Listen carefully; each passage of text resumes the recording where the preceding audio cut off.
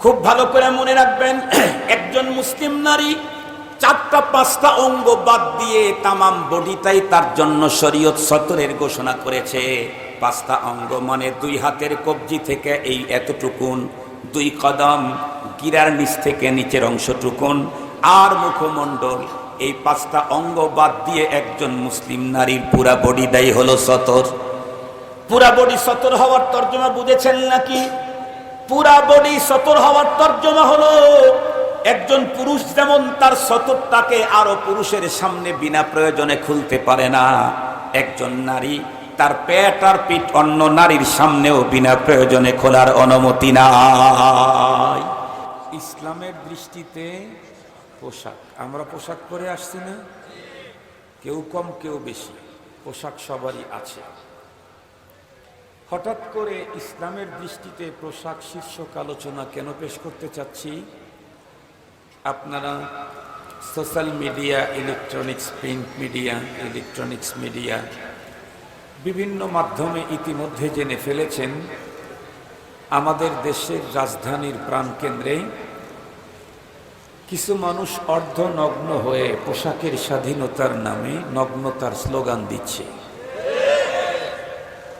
তাদের এই স্লোগানের সাথে সহমত পোষণ করে তথাকথিত কিছু সুশীল সাধু সমাজ,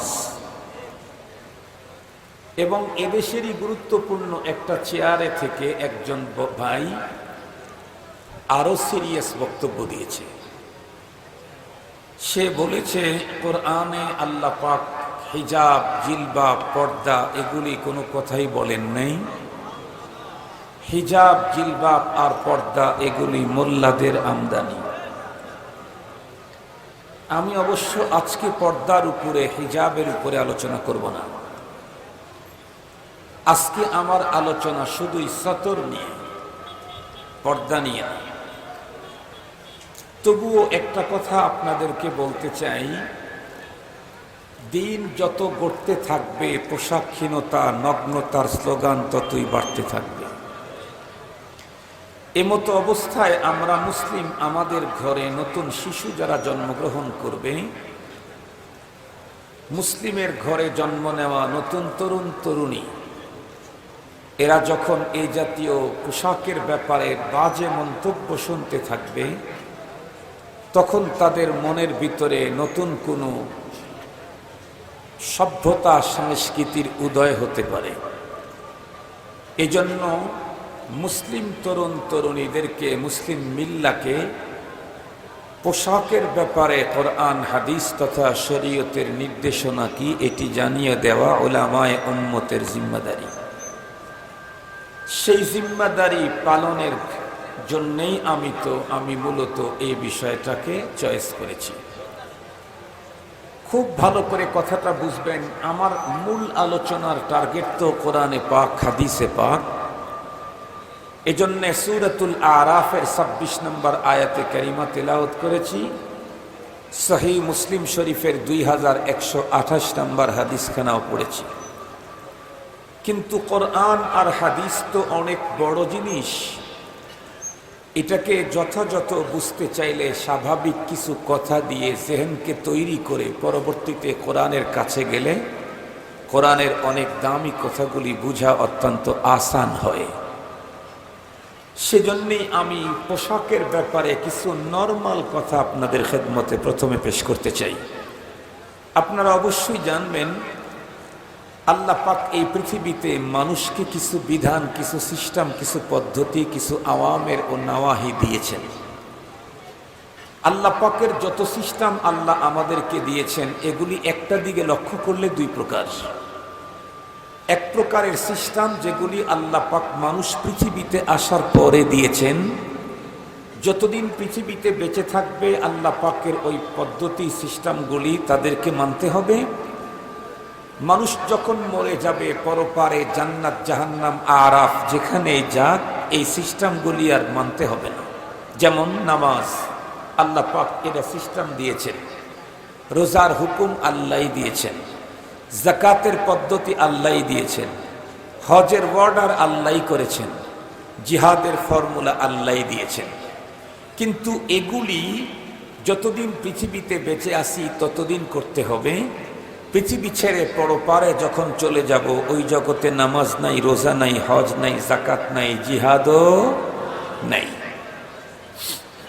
কিন্তু মহান রব্বুল আলামিনের কিছু পদ্ধতি এমনও দেওয়া আছে যেগুলি মানুষ পৃথিবীতে আসার আগ থেকেই শুরু হয়েছে, পদ্ধতিগুলি চালু আছে, এবং মরণের পরে জান্নাত জাহান্নাম যেখানে যাক সেখানেও এই পদ্ধতিগুলি চালু থাকবে। ওই জাতীয় পদ্ধতির অন্যতম একটা হলো পোশাক। একটু সুবহানাল্লাহ বলেন, আলহামদুলিল্লাহ বলেন। পোশাকের পদ্ধতিটা এমন যেটা মানুষ পৃথিবীতে আসার পরে আল্লাহ দেন নাই, মানুষ পৃথিবীতে পাঠাবার আগেই আল্লাহ পাক মানুষের জন্য পোশাকের সিস্টেম দিয়েছেন। কেমন? যেমন আমাদের আদি পিতা হযরতে আদম আলাইহিস সালামকে আল্লাহ পাক তৈরি করে জান্নাতে থাকতে দিলেন। কোরআনী ইতিহাস, এ কারো উপন্যাস না, কোরআনী ইতিহাস। আপনারা জানেন সন্তান বাবার ইতিহাস জানে কার কাছ থেকে? দাদার কাছ থেকে। আমাদের বাবা হযরতে আদম আলাইহিস সালামের ইতিহাস আমরা জানতে চাইলে দাদা আছে নাকি? কথা বলেন না কেন? আদম আলাইহিস সালাম বাবা আছেন, কিন্তু ওই বাবার দাদা আমাদের নেই। তা আদম আলাইহিস সালামের ইতিহাস, আদম আলাইহিস সালামের বাবা নাই, তার কাছ থেকে জানার সুযোগ নেই। কিন্তু আদম আলাইহিস সালামকে যিনি তৈরি করেছেন সে রব আছেন না নেই? রব্বুল আলামিন আমাদেরকে আমাদের আদি পিতা আদম আলাইহিস সালামের ঘটনা আমাদেরকে শুনাইছেন। সুবহানাল্লাহ বলেন। কোরআনে পাকে আছে।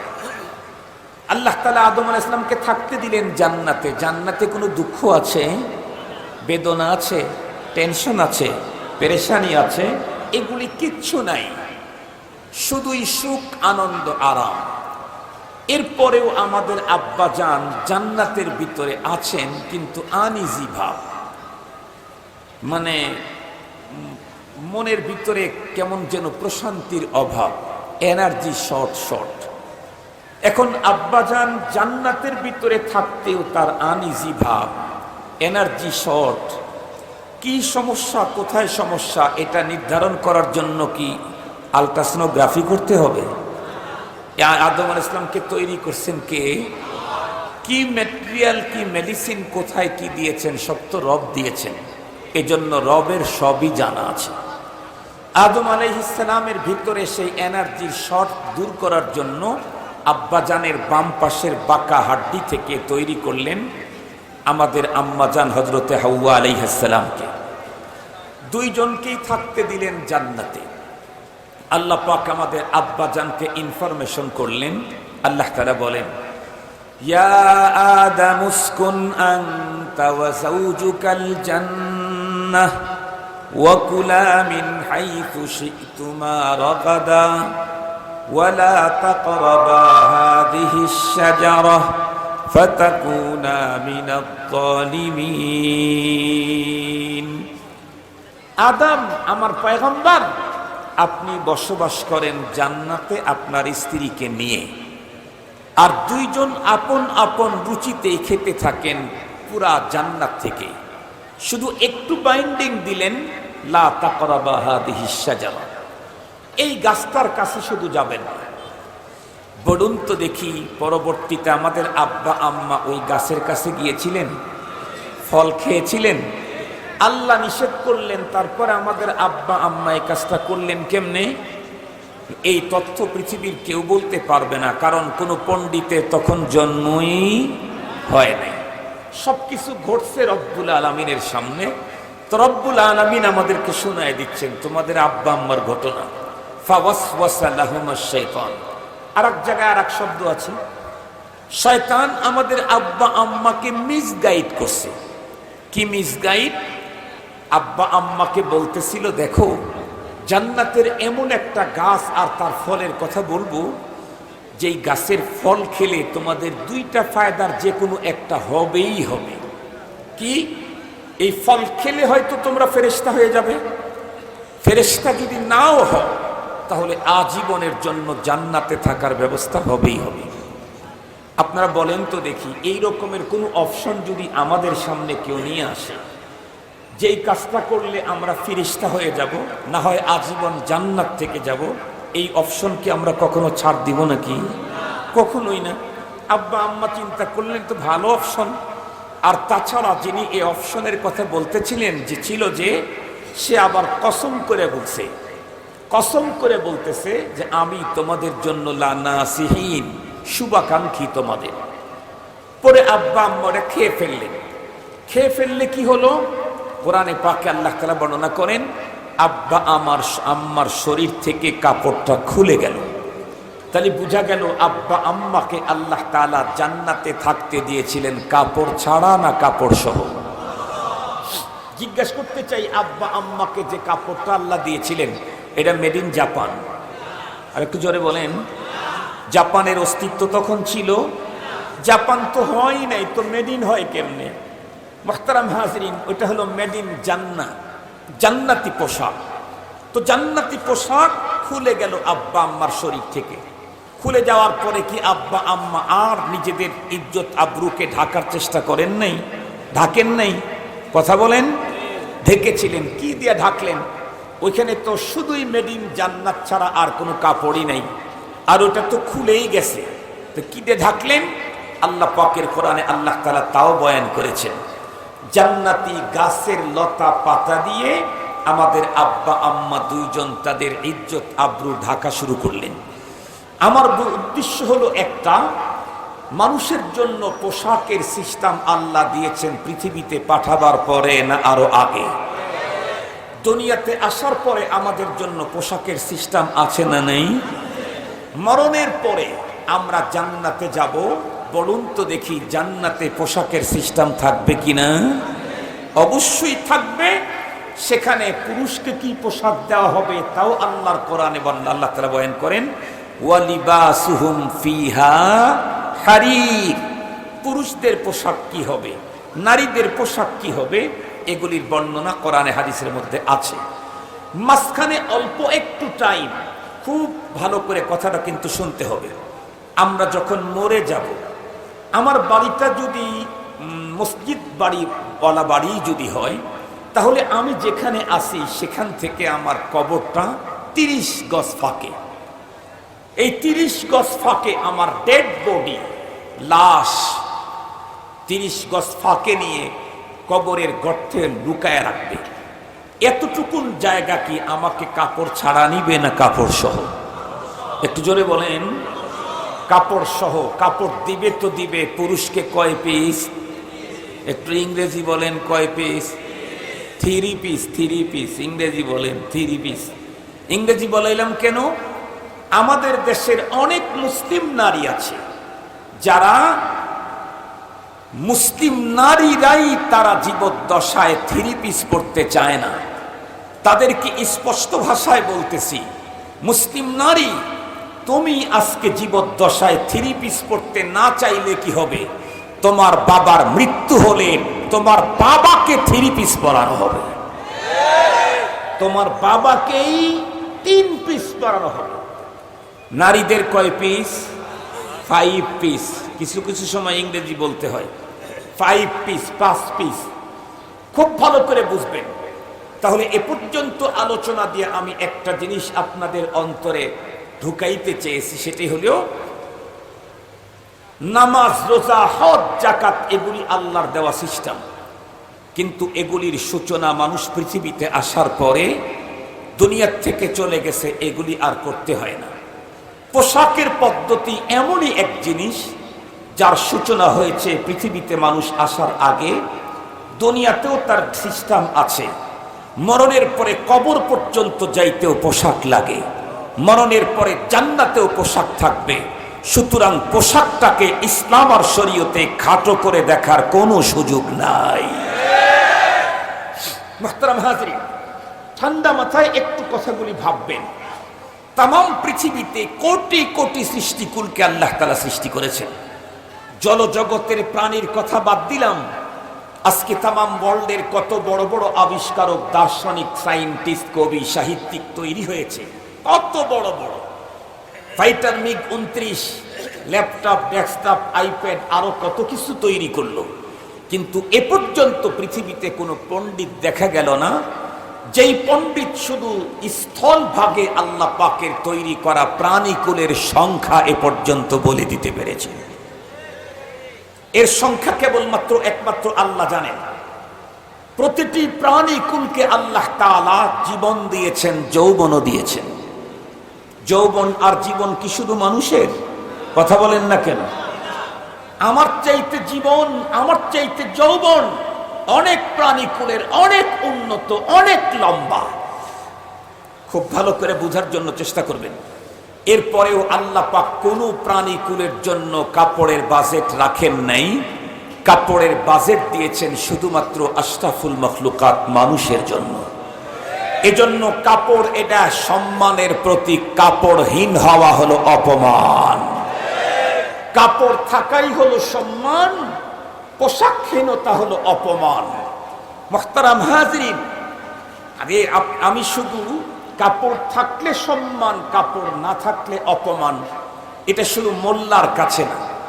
আমি একদম নরমাল দুইটা কথা আপনাদের খেদমতে বললে বিষয়টা আরো আপনাদের অন্তরের গভীর পর্যন্ত যাবে। আমাদের দেশেই ইউনিভার্সিটির সর্বোচ্চ ডিগ্রির সনদ বিতরণ অনুষ্ঠান যখন হয়, এই অনুষ্ঠানে প্রেসিডেন্ট, প্রাইম মিনিস্টার উপস্থিত থাকতে হয়। আপনারা দেখেছেন সর্বোচ্চ ডিগ্রির সনদ বিতরণ অনুষ্ঠানে যারা সনদ নিতে যায় আর দিতে যায়, তারা পোশাক খুলে যায় না পোশাক পরে যায়? বাড়িতে যদি হাফ প্যান্টও পরে, কিন্তু সনদ নিতে গেলে আর দিতে গেলে তখন কেউ হাফ প্যান্ট পরে যায় আমার জানা নাই, তখন ফুল প্যান্ট পরে যায়, কাপড় বেশি পরে, উন্নত কাপড় পরে। সনদটা তো প্লাস্টিকের অথবা কাগজের, কিন্তু এই সনদ দেওয়ার মুহূর্তে তাদেরকে আরো একটা পোশাক দিয়ে সম্মানিত করা হয়। সেটা হলো বিশেষ প্রকৃতির এক রকমের ক্যাপ পরানো হয়, যেই ক্যাপের উপরে বিল্ডিং এর ছাদের মতো থাকে। দেখছেন কি আপনারা? এরকম টুপি না, বিল্ডিং এর ছাদের মতো থাকে এবং চারদিকে চার কর্নারে ঝুলন্ত থাকে আরো কিছু কাপড়ের অংশ সুতো দিয়ে। এটি কি পোশাক না? তাহলে দুনিয়াবী শিক্ষার সর্বোচ্চ ডিগ্রির সনদ বিতরণ অনুষ্ঠানেও সম্মান দেখাবার জন্য পোশাক ব্যবহার করা হয়। প্রমাণ করে পোশাক মানেই সম্মান, পোশাকহীনতাই অপমান। আপনারা লক্ষ্য করে দেখবেন, আপনাদের ডিস্ট্রিক্ট শহরে যাবেন, দেখবেন সেখানে আদালত আছে, আইন আছে। আইনজীবী যারা নিজ নিজ কক্ষে যখন অবস্থান করে, আমার জানা মতে কোনো আইনজীবী হাফ প্যান্ট পরে অফিস করতে যায় না। বাসাতে হয়তো হাফ প্যান্ট পরে, হাফ হাতা শার্ট পরে, কিন্তু অফিসে যখন যায় ফুল প্যান্ট পরে, ফুল হাতা শার্ট পরে, এরপর আবার কালো কোট পরে। এরপরে লক্ষ্য করে দেখেছেন কি, ওনারা যখন আদালতে যখন দাঁড়ায়, ওই অফিসের সবচাইতে গুরুত্বপূর্ণ দামি মানুষ হলো হাকিম, জজ। কারণ তার কলমের খোঁচায় একজন মানুষের ফাঁসি অর্ডার হয়ে যেতে পারে, কলমের খোঁচায় একজন মানুষের যাবজ্জীবন কারাদণ্ড হতে পারে, কলমের খোঁচায় একজন মানুষ নির্দোষীতে খালাস পেয়ে যেতে পারে। সবচেয়ে দামি ব্যক্তি হলো ওই অফিসের হাকিম বা জজ। আপনারা দেখেছেন একজন উকিল আপাদমস্তক পুরাটা পোশাক দিয়েই ঢাকা থাকে, হাত পাকে গলার ভিতরে টাই লাগানো থাকে। এরপরেও যখন হাকিমের সামনে যখন মুখ করার জন্য দাঁড়ায়, তখন কি কাপড় খুলে যায় না আরো একটা এক্সেস কাপড় লাগাতে হয়? সেই কাপড়ের কালারটা কি? আর একটু জোরে বলেন। তাহলে এখানেও বোঝা গেল সর্বোচ্চ সম্মানিত ব্যক্তির সামনে দাঁড়ায় কথোপকথন করতে এক্সেস আরো একটা কাপড় পরতে হয়। এটাই বোঝা গেল কাপড় মানেই সম্মান, কাপড়হীনতা অপমান। কিন্তু আমার দেশের কিছু নারী অর্ধনগ্ন হয়ে ঢাকার রাজপথে এসে পোশাকের স্বাধীনতার নামে নগ্ন হওয়ার যে স্লোগান দিল, আর তাদেরকে যারা সাপোর্ট করলো, তাদের ব্যাপারে আপনারা কি বলবেন? আপনাদের প্রত্যেকের ম্যান্ডেট নিতে গেলে অনেক সময় নষ্ট হবে। আমি আমারটা বলি, দেখেন যদি মিলে আপনারা নিয়েন, না মিলে তো ওই গর্তে ফেলে দিয়ে চলে যাই। আমি আমার 49 বছর জীবনে যা দেখেছি সেটি হলো, কাপড় নিজের ইচ্ছায় খুলতে চায় দুই শ্রেণীর মানুষ। একটা হলো অপ্রাপ্ত বয়স্ক শিশু, ওরা অনেক সময় কাপড় পরায়া দিলে কাপড়টা রাখতে চায় না, খুলতে চায়। কিন্তু সারা জীবন এটাও দেখেছি, কোনো অপ্রাপ্তবয়স্ক শিশু যদি কাপড় খুলতে চায়, শিশুর অভিভাবক যদি শিক্ষিত ভদ্র সভ্য হয় তাহলে কখনোই তাদের সন্তানকে কাপড় খুলে বাইরে যেতে দেয় না। এত ছোট শিশু তারপরেও তার শরীরে কাপড় না থাকাটা অপমান, লজ্জা, হায়া। মুহতারাম হাজরিন, আরেক প্রকারের মানুষকে দেখেছি জীবনে যারা কাপড় ছাড়া খুলতে চায়, তারা হলো মস্তিষ্কের ভারসাম্যহীন। আর একটু জোরে বলেন। পাগল যদি বুঝতে সমস্যা হয় তাহলে বলতে পারেন আর এক শব্দে তার সিরা। বুঝেন তো, বাংলাদেশে এমন তার সিরা আছে না নাই? তাও সাইড কানেকশন সিরা না, মূল তারই সিরা। সাইড কানেকশন ছিঁড়ে নেই, মূল তার সিরা মানুষ বাংলাদেশে অনেক আছে। মুহতারাম হাজরিন, মস্তিষ্কের ভারসাম্যহীন পাগল অনেক সময় পরনে কাপড় রাখতে চায় না। কিন্তু টোটাল জীবনে আমরা এটাও দেখেছি, পাগলের অভিভাবক যদি পাগল না হয়ে থাকে তাহলে প্রয়োজন হলে পাগলের শরীরে কাপড় রাখতে গিয়ে পাগলের দুই হাতে নিয়ন্ত্রণের শিকল লাগায়া দেয়। কেন? কারণ এই পাগলকে যদি নিয়ন্ত্রণ না করি, ও যত্রতত্র গিয়ে যদি পোশাক খুলে ফেলে তাহলে লজ্জা, মানুষকে মুখ দেখাবো কেমনে, ফ্যামিলির লজ্জা, আমাদের অসম্মানী হবে, তাই তারা নিয়ন্ত্রণ করে। আমার জিজ্ঞাসা হলো, যেই নারীগুলি অর্ধনগ্ন হয়ে রাজধানীর রাজপথে এসে কাপড়ের স্বাধীনতার নামে নগ্নতার স্লোগান দিল, ওদেরকে এই দুই গ্রুপের কোন গ্রুপ বলবেন? আর একটু জোরে বলেন, আর একটু জোরে বলেন। শুধু ওরাই তার সিরার পাগল না, ওদের অভিভাবকেরা যারা, তারা ডবল তার সিরা। কারণ সত্যি যদি তারা সুস্থ মস্তিষ্কের অধিকারী হতো তাহলে কখনোই তারা তাদের অধীনস্থ মেয়েদেরকে রাজপথে এসে অর্ধনগ্ন হয়ে কাপড় খোলার স্লোগান দেওয়ার কখনোই সুযোগ করে দিত না। কাপড় এটা শুধু ইসলামেরই সিস্টেম নয়। এজন্য আল্লাহ পাক কাপড়ের বিধান দিতে গিয়ে ইয়া আইয়ুহাল্লাযীনা আমানু বলেন নাই, বলেছেন ইয়া বানি আদম। কাপড়ের এই সিস্টেম শুধু মুসলমানদের জন্য নয়। এজন্য আল্লাহ পাক কাপড়ের সিস্টেম দিতে গিয়ে ইয়া আইয়ুহাল্লাযীনা আমানু বলেন নাই, বলেছেন ইয়া বানি আদম। এই পৃথিবীতে যারাই বলবে আমরা আদম সন্তান, তাদের জন্যই কাপড়ের সিস্টেম। হ্যাঁ, কেউ যদি বলে ডারউইনের মতবাদের বিশ্বাসী হয়ে যে আমরা আসলে আমাদের পূর্বপুরুষ মানুষ ছিল না, ডারউইনের মতবাদ মানুষ থেকে না, মানুষ বানর থেকে, এই মতবাদের বিশ্বাসী যদি কেউ হয় তাহলে তারা রাজপথে এসে কাপড় খোলার স্লোগান দিতেই পারে। কারণ ওদের থিওরি হলো আমাদের পূর্বপুরুষ তো মানুষ ছিল না, ওরা ছিল বানর, আমরা তাদের পরবর্তী প্রজন্ম, দুনিয়ার কোন জঙ্গলের বানর পোশাক পরে না, আমরা পরবো কেন? এই স্লোগান তাদের হতে পারে, কিন্তু পৃথিবীর যেই মানুষটা এই কথা বিশ্বাস করবে যে আমি আল্লাহ পাক যেটা বলেছেন, হে পৃথিবীর মানুষ, আমি তোমাদেরকে একজন নারী আর পুরুষ থেকে পৃথিবীতে তৈরি করেছি, এই কথা যারা মানবে, যারা বলবে আমাদের পূর্বপুরুষ প্রথম মানুষ থেকে মানুষ, আদম আলাইহিস সালাম থেকে আমরা, তাদের জন্য পোশাকহীন হওয়ার কোনো সুযোগ। মুহতারাম হাজরিন, এখন বলেন তো দেখি, একটা ফ্যামিলির নাতি থেকে দাদা পর্যন্ত সবাই পাগল, তাহলে ওদেরকে কন্ট্রোল করবে কে? একটা ফ্যামিলির নাতি থেকে দাদা পর্যন্ত সবাই হলো পঙ্গু, ওদেরকে খাওয়াবে কে? ওরা কি না খেয়ে ঘরে ধুকে ধুকে মরবে? না, ইসলাম তা কখনোই সমর্থন করে না, মানবতাও সমর্থন করবে না। বরং এদেরকে খাবারের জিম্মাদারি প্রথম হলো প্রতিবেশী, এরপরে সমাজের, তারপরে রাষ্ট্রের। একটা ফ্যামিলির দাদা থেকে নাতি পর্যন্ত সব সদস্য যদি পাগল হয় তাহলে এদেরকে কন্ট্রোল করার জিম্মাদারি প্রতিবেশীর, সমাজ আর রাষ্ট্রের। মোল্লার দায়িত্ব শুধু মেসেজটা পৌঁছিয়ে দেওয়া। আল্লাহ পাকের কোরআন আল্লাহ তাআলা বলেন, লাস্তা আলাইহিম বিমুসাইতির, আমাকে বলেন নাই, যার উপরে কোরআন নাজিল করেছেন তাকেই বলেছেন লাস্তা আলাইহিম বিমুসাইতির ইন্নামা আলাইকাল বালা। আপনি তো মেসেঞ্জার, আপনি কোরআনী মেসেজ পৌঁছিয়ে দেন, কে মানে আর না মানে, কাকে কোন পদ্ধতিতে রিমান্ডে নিতে হয় সেটা আমি দেখব। তো আমরা মেসেঞ্জার, আমরা নবী না, নায়েবে নবী। নবীর জিম্মাদারি যদি লাস্তা আলাইহিম বিমুসাইতির হয়, তাহলে আমারটা তো আরো নরম। এজন্য আমি কোরআনী মেসেজ আপনাদেরকে পৌঁছে দিতে এসেছি। মুহতারাম হাজিরিন, এতক্ষণ যা বলেছি এগুলি আমি সাধারণ কথা বলেছি। এখন কোরআন পোশাকের ব্যাপারে কি মেসেজ দিয়েছে এটা আপনাদের পর্যন্ত পৌঁছায় দিলে আমার জিম্মাদারি খালাস। দুনিয়া আখেরাতে কোথাও আমাকে ধরতে পারবেন না। কোরআনে পাকের মেসেজ আপনাদের খেদমতে পেশ করি। মনে আছে তো সূরাতুল আরাফ 26 নম্বর আয়াত, আল্লাহ কি বলেন? ইয়া বানি আদম, হে আদম সন্তান, কদ আনজালনা আলাইকুম লিবাসা। কোরআনী তাফসীর যদি বলতে যাই, কোরআনে পাকের শব্দের নোক্তা যদি বয়ান করতে যাই, তাহলে তো অনেক লম্বা সময় পার হয়ে যাবে, কাজ হবে না। এজন্য ওগুলি সব মানুষ বুঝবেও না, প্রয়োজন নেই। বোঝা কথা যেটা আমাদের জন্য দরকার এটা বলি, এটা আমাদের জন্য খুব বেশি প্রয়োজন। মুহতারাম হাজরিন, খুব ভালো করে বোঝার জন্য চেষ্টা করবেন।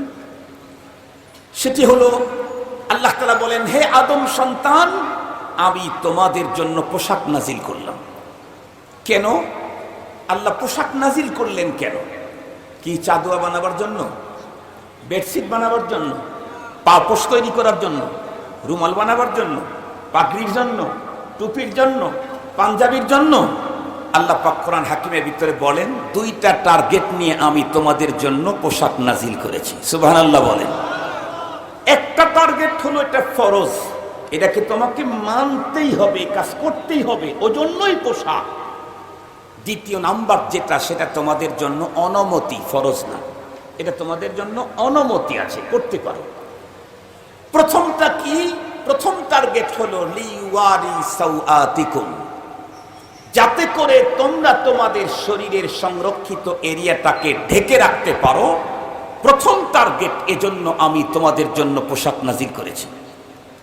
সাওআত শব্দের তর্জমা বলেছি আমি সংরক্ষিত এরিয়া।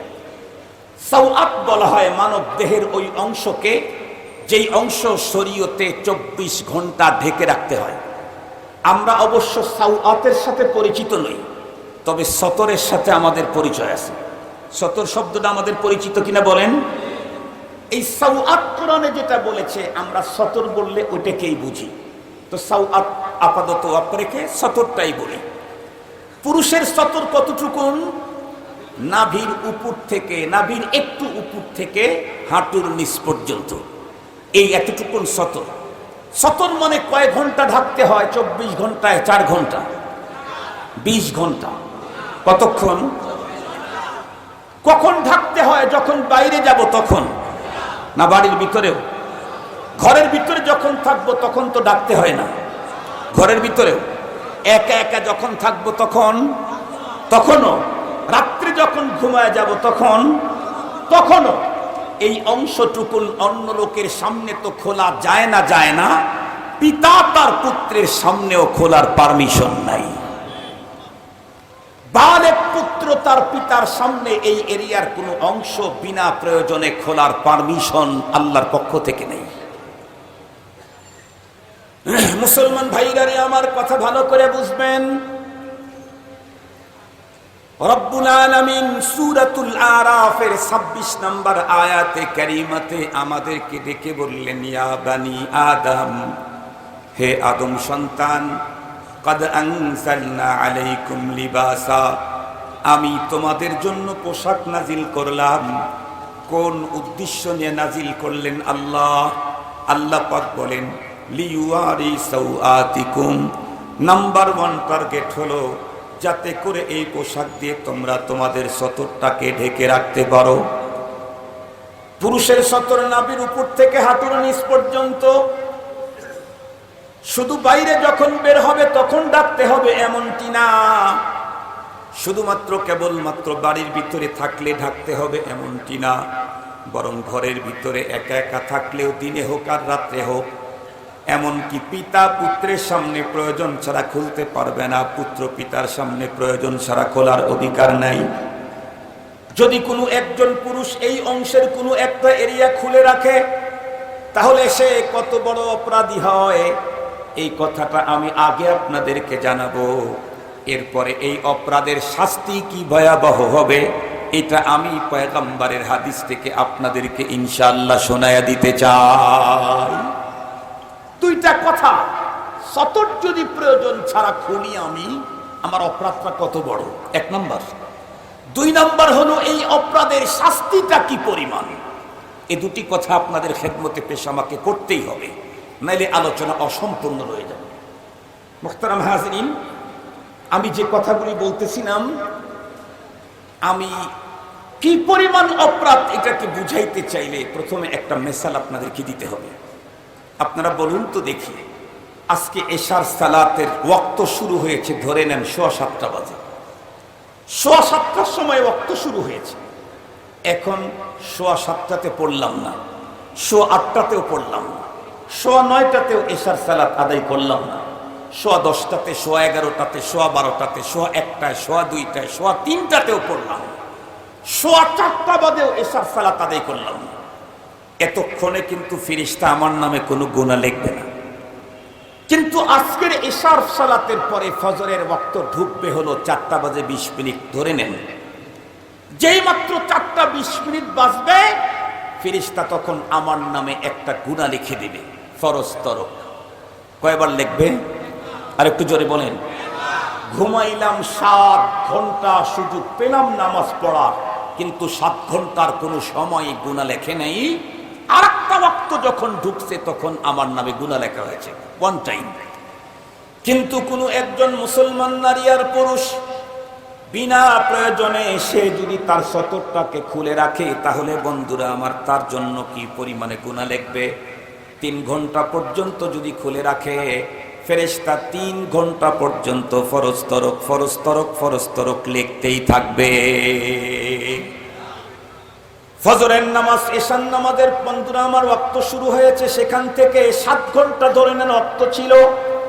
7 ঘন্টায় আমি মজা নিলাম, নামাজ পড়লাম না, আমার জন্য একবার ফরজ তরক লেখা হবে। কেন?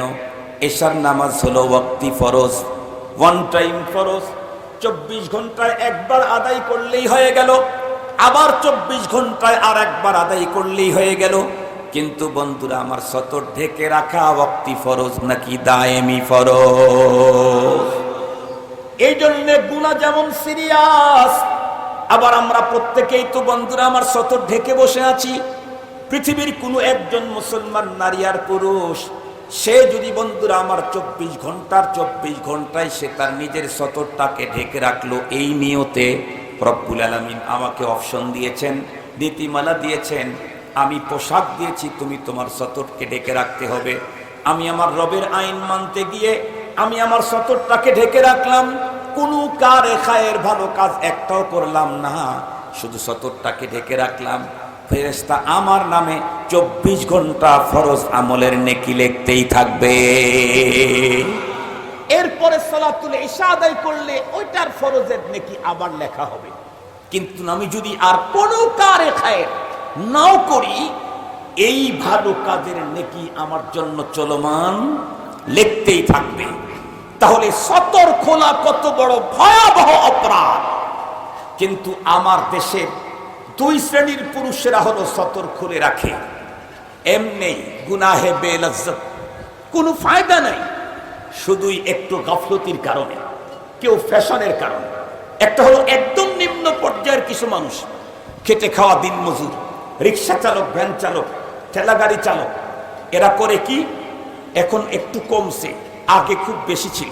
মানুষ আগে লুঙ্গি বেশি পরত, এখন প্যান্ট বেশি পরে। তো লুঙ্গি পরে যখন কাজ করতে যেত, তো লুঙ্গি পিছন দিক থেকে সামনের দিকে গুটায়া এক জায়গায় জমা করে আবার পিছনের দিকে এক জায়গায় গুজে দিত। এটার নাম কি? হ্যাঁ, আচ্ছা আচ্ছা, যাই হোক, আপনাদের নামটা খানিকটা ভদ্রই আছে দেখা যায়, তারপরেও ওই নাম এখানে উচ্চারণ নাই করলাম, আপনারা তো বুঝে ফেলেছেন। এই যে 5 ঘন্টা, 6 ঘন্টা, 7 ঘন্টাতে রেখে দিল, এতক্ষণ পর্যন্ত ফেরেশতা ওর নামে ফরজ তরকের গুনাহ লিখতেই থাকবে। আর একটা হলো একদম হাই ফাই কোয়ালিটি, আব্বা আম্মা থাকে আমেরিকায়, বোন ভগ্নিপতি থাকে কানাডায়, খালা খালু থাকে জার্মানি, ফুপো ফুপু থাকে ইংল্যান্ডে, এক কথা ফ্যামিলির সবাই থাকে প্রবাসে, ওই শুধু দেশে, কিন্তু ওর শরীরের ভিতরে লন্ডনের হাওয়া লাগা আছে। এজন্য ওরা করে কি, ফুল প্যান্ট তো পরে না, 3 কোয়ার্টার তো পরে না, হাফ প্যান্টও পরে না, কোয়ার্টার প্যান্ট এটা পরেই ঘরের ভিতরে থাকে, এটা পরেই বাড়ির ভিতরে থাকে। এই কোয়ার্টার প্যান্ট পরে আবার শপিং মলেও যায়। এরকম লোক আছে না? আপনাদের চোখে পড়ছে না? পড়ে নাই? ওরা নাম দিয়েছে হাফ প্যান্ট, আসলে ওইটা হাফ প্যান্ট না, ওটা হলো কোয়ার্টার প্যান্ট। হাফ মানে কি? 4 ভাগের 1 ভাগ। হাফ মানে কি? আরেকটু জোরে বলেন। আমাদের দেশের যেই যুবক ভাইয়েরা আসছে এখানে প্যান্ট পরে, ওদের প্যান্ট যদি আপনারা এখনই মাপ দেন, দেখবেন ওদের প্যান্ট হলো নাভির একটু উপর থেকে, কারো কারো প্যান্ট গোসার নিচে আরো 2 ইঞ্চি আছে না নাই? কথা বলেন। এটাকে যদি অর্ধেক করেন তাহলে কি উরুর অর্ধেক পর্যন্ত আসবে না হাঁটুর নিচ পর্যন্ত যাবে? হাঁটুর নিচ পর্যন্ত যদি যায় তাহলে ঘরেও থাকতে পারবেন, বাড়ির ভিতরেও থাকতে পারবেন, বাইরেও আসতে পারবেন, শপিং মলে যেতে পারবেন, আরে নামাজও পড়তে পারবেন। তাহলে তো নামাজও পড়তে পারবেন। কিন্তু হাফ প্যান্ট নাম দিয়ে কোয়ার্টার প্যান্ট যারা পড়তেছে, এটা নিজের ঘরে একা থাকলেও শরীয়তে পারমিশন। আর একটু জোরে বলেন, শরীয়তে পারমিশন। আমি এতক্ষণ পর্যন্ত বক্তব্য দিয়েছি, আরো হয়তো কিছুক্ষণ ওয়াজ করব, আর এক জায়গায় গিয়ে ওয়াজ করব, কোনো সমস্যা নাই। কিন্তু সরকারের কোনো আইন যদি আমি এখন লঙ্ঘন করি তাহলে হয়তো স্টেজে কিছু হবে না, এরপরেই পানিশমেন্ট শুরু হবে। কথা বলেন না কেন? ছোট্ট একটা আয়তনের সরকার, তার আইন না মানলে যদি এতগুলা জেলখানা লাগে, মহান সরকারের পারমিশন যারা মিস করবে তাদের অবস্থা কি হবে? মহান সরকার ফর্মুলা দিয়েছেন, হাঁটুর নিচ পর্যন্ত তোমার কাপড়টাকে ঢেকে রাখতেই হবে। ঘরে থাকো, বাইরে থাকো, একা থাকো, লোকালয়ে থাকো, এটা রাখতেই হবে। এজন্যই আমি পোশাক নাজিল করেছি।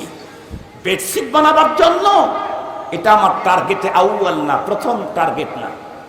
টুপি বানাবার জন্য না, এটা প্রথম টার্গেট না।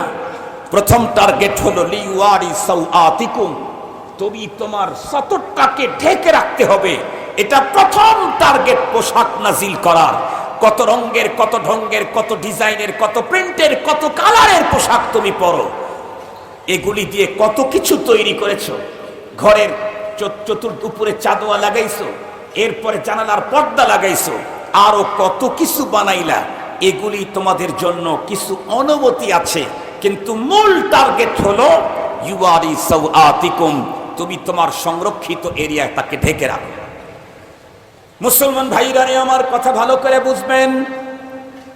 এতক্ষণ পর্যন্ত একজন পুরুষের সতর কতটুকুন তা আপনাদেরকে বললাম। এখন আমাদের মুসলিম নারীদের সতর কতটুকুন এটা জানা দরকার আছে না নাই? মুসলিম নারীর সতর কতটুকুন কিতাব খুলে দেখেন। একজন মুসলিম নারী, 1 ঘন্টা হয়ে গেছে নাকি? শুরু করছিল 10 মিনিট বাকি আছে। মাশাআল্লাহ, 10 মিনিট বাকি আছে, আলহামদুলিল্লাহ। খুব ভালো করে মনে রাখবেন, একজন মুসলিম নারী 4টা 5টা অঙ্গ বাদ দিয়ে তামাম বডিটাই তার জন্য শরীয়ত সতরের ঘোষণা করেছে।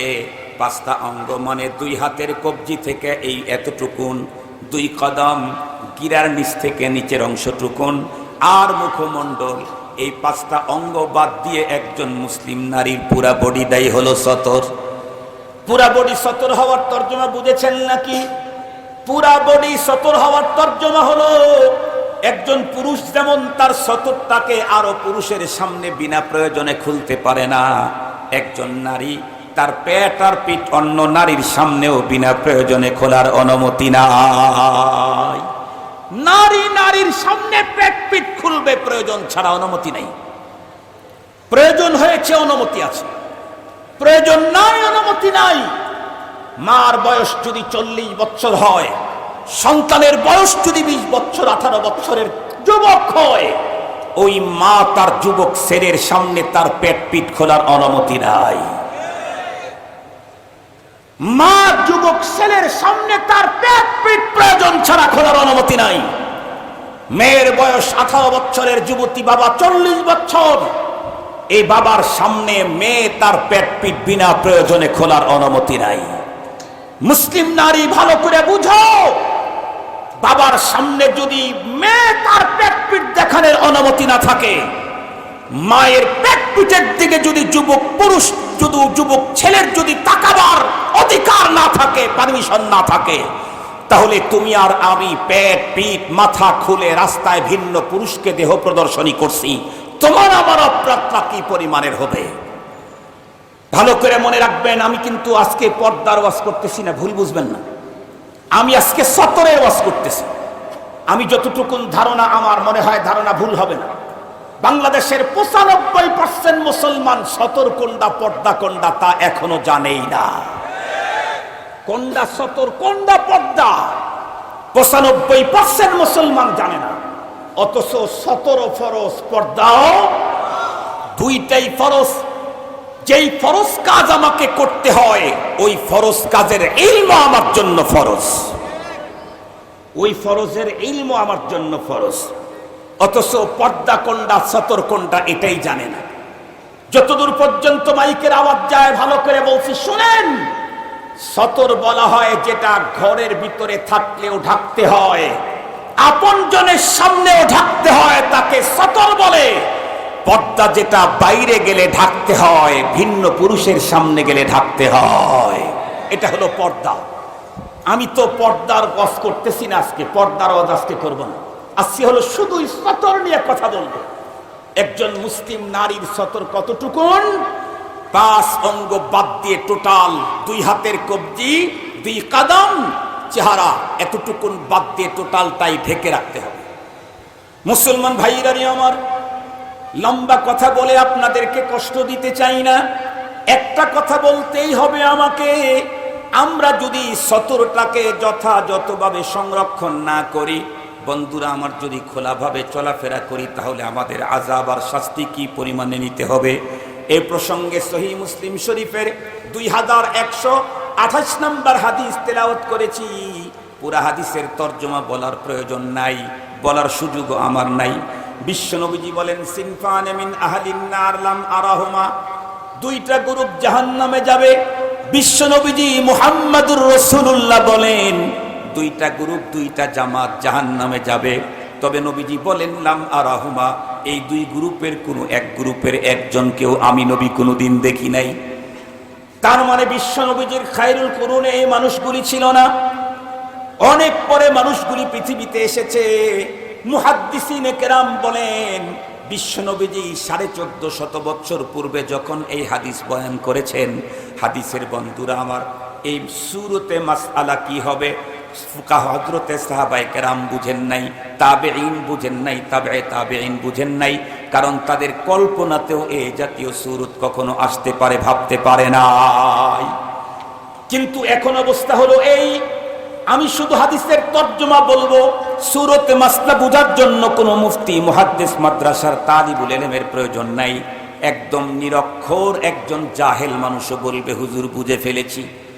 বিশ্বনবীজি বলেন, যেই 2 প্রকারের মানুষ জাহান্নামে যাবে, তার ভিতরে এক প্রকার হলো নিসাউন কাসিয়াতুন আরিয়াতুন মুমিলাতুন মাইলাত রুউসুহুন্না কাসনিমাতি বুখতিল মাইলা লা ইয়াদখুলনাল জান্নাতা ওয়া লা ইয়াজিদনা রিহাহা ওয়া ইন্না রিহাহা লা ইউজাদু মিন মাসিরাতি কাদা ওয়া কাদা।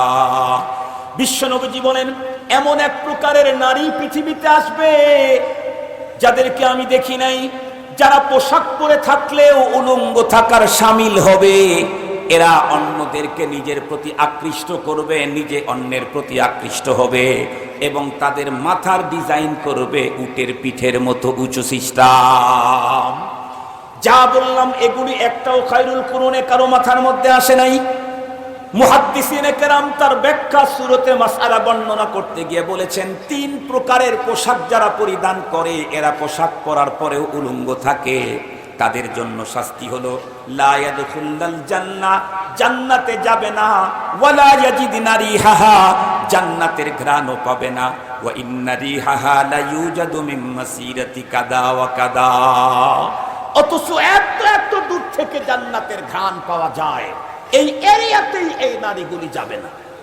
আর এই অপরাধ যদি পুরুষের মধ্যে থাকে তাহলে পুরুষদেরও একই আইন। খুব ভালো করে বুঝবেন, পোশাক পরেও উলঙ্গ, এর মাসলার সূরত তিনটা বয়ান করেছেন। এক নাম্বার, শরীয়ত নারী আর পুরুষের জন্য সতর বলে ঘোষণা দিয়েছেন যে এরিয়া, এই এরিয়ার কিছু খুলে রেখে কিছু ঢেকে রাখছে যারা, এরা পোশাক পরেও উলঙ্গ থাকার কাতারে। মনে থাকবে তো, ওই যে যেমন পুরুষেরা পোশাক পরছে কিন্তু কোয়ার্টার প্যান্ট তো বুঝেন, উরুর অর্ধেক পর্যন্ত খোলা। পুরুষ পোশাক পরছে কিন্তু ওই যে লুঙ্গিগুলা গোছায়া টোছায়া পিছন দিয়ে যেটা করছে, মনে আছে না আপনাদের, এই কাজটা করেছে। তাহলে ও পোশাক পরেও উলঙ্গ থাকার শামিল। বলেন তো দেখি, নারীরাও এই জাতীয় আছে না নাই? নারীরা কি ওই গোছায়া গোছায়া পিছনে এরকম করে? না, নারীদের যেহেতু সতরের এরিয়াটা অনেক বিস্তৃত, এজন্য তাদের মাথা, তাদের হাত, তাদের গলা, তাদের পেট, তাদের পিঠ, এ টোটালটা সতর। আমার দেশের হাজার হাজার লাখ লাখ মুসলিম নারী আছে, ঘরের ভিতরে বাদ রাখলাম, বাহিরেও যখন বের হয় মুসলিম নারীর মাথায় কাপড় থাকে না, গলা, পেট, পিঠ খোলা থাকে। অনেকের তো বগল পর্যন্ত হাতা কাটা জামা পরে বাইরে বের হয়, আছে না নাই? নবীজির ভাষায় এরা কাপড় পরেও, একটু জোরে বলেন, কাপড় পরেও ওদের শাস্তি কি হবে? জান্নাত তো পাবে না। আগে বলেছেন দুই গ্রুপ জাহান্নামী, এরপরে আবার বলেন ওরা জান্নাত পাবে না। তাহলে এটা তো তাকিদ হয়ে গেল, জান্নাতের গ্রামও পাবে না। নামাজ পড়ে, তসবিও টেপে, কিন্তু পর্দা মানে না, ওর জন্য জান্নাত হবে না। মুহতারাম হাজরিন, দ্বিতীয় নাম্বার হলো কাপড় পুরাটাই ঢাকছে। পুরুষের যতটুকুন সতর এতটুকুন ঢেকেছে, নারীর যতটুকুন ততটুকুনই ঢেকেছে, কিন্তু ঢাকছে যে এমন পাতলা কাপড় দিয়ে যার দুই পাট্টার ভিতর দিয়েও স্কিন দেখতে কোনো অসুবিধা হয় না। আমি যতটুকুন জানি এই জাতীয় কোনো পোশাক কোনো পুরুষকে আমি জীবনে পরতে দেখি নাই। আপনারা কি দেখেছেন? না, পুরুষ তার সতরের এরিয়াতে ওই রকমের পাতলা পোশাক আমি জীবনে কোনো পুরুষকে পরতে দেখি নাই। কিন্তু নারীর সতরটা যেহেতু অনেক বিশাল, এজন্য নারীদের শরীরে সতরের এরিয়াতে এই জাতীয় পোশাক আমরা অহরহ দেখতে পাই। পোশাকের ভিতর দিয়ে তার চুল দেখাচ্ছে, গলা দেখাচ্ছে, কোমর দেখাচ্ছে, পেটপিট দেখাচ্ছে, হাত দেখা যাইতেছে বগল পর্যন্ত। তাহলে এরাও পোশাক পরে না পরার শামিল। তিন নাম্বার, হুজুর টোটালটাই ঢাকছে, একটু খুলে নাই এবং পাতলা কাপড়ও পরে নাই, মোটা কাপড়ই পরেছে বলে এরপরেও উলঙ্গ হতে পারে। কেমন? এত ৮-৭ টাইট পোশাক পরছে, যেই ৮-৭ টাইট পোশাক পরার কারণে আল্লাহ প্রদত্ত নারী পুরুষের বডির ফিটনেস, কোথায় উঁচা কোথায় নিচু, কোথায় গোশত কম কোথায় বেশি, কোথায় গ্যাপ গুপ আছে, সব কাপড়ের উপর দিয়ে স্পষ্ট বোঝা যায়। এই জাতীয় পোশাক যেই নারী আর পুরুষ পরল, নবীজির ভাষায় সেও পোশাক পরে উলঙ্গ থাকার শামিল। তাদের জন্য পরপারের শাস্তি হলো জান্নাত তো পাবে না, জান্নাতের ঘ্রাণও নসিবে হবে না। মনে থাকবে তো আপনাদের? মুহতারাম হাজরিন, বাস আমি আমার আলোচনাকে আর সামনের দিকে নিয়ে যেতে চাই না। আল্লাহ পাক বলেন, আমি দুইটা উদ্দেশ্য করে পোশাক তৈরি করলাম। নাম্বার 1, লিওয়ারি সাওআতিকুম, যাতে করে তোমরা তোমাদের সংরক্ষিত এরিয়া সতরটাকে ঢেকে রাখতে পারো। নাম্বার 2, আরিশা আইলিত তাজাম্মুলি ওয়াজ জিনা, আরামের জন্য, আনন্দের জন্য, আরামের জন্য, আনন্দের জন্য, খুশির জন্য পোশাক তুমি এক্সটেনশন করতে পারো। তবে পুরুষের নিচের দিকে এক্সটেনশনের একটা এরিয়া আছে, গিরার নিচে, কথা বলেন না, গিরার নিচে দেয়া যাবে না। মুহতারাম হাজরিন, আর পুরুষ তার সৌন্দর্যের জন্য, আরামের জন্য যে কোনো ডিজাইনের পোশাক পরতে পারবে 2 শর্তে। নাম্বার 1, মানুষ দেখানোর নিয়তে পোশাক পরা জায়েজ নাই। মানুষ দেখানোর নিয়তে তো নামাজ পড়াও জায়েজ নাই। মুহতারাম হাজরিন, 2 নাম্বার হলো এমন পোশাক পরা যাবে না যেটা অন্য কোনো ধর্মের মানুষের ধর্মীয় পোশাক, এটার দ্বারায় তাসাব্বু হয়, এজন্য এটাও জায়েজ নাই। আল্লাহ পাক আমাদের প্রত্যেককে পোশাকের ব্যাপারে কোরআনে পাকে যে নীতিমালা দিয়েছেন সেই নীতিমালা মেনে আল্লাহ পাক আমাদেরকে পৃথিবীর হায়াত কাটাবার তৌফিক দান করুক।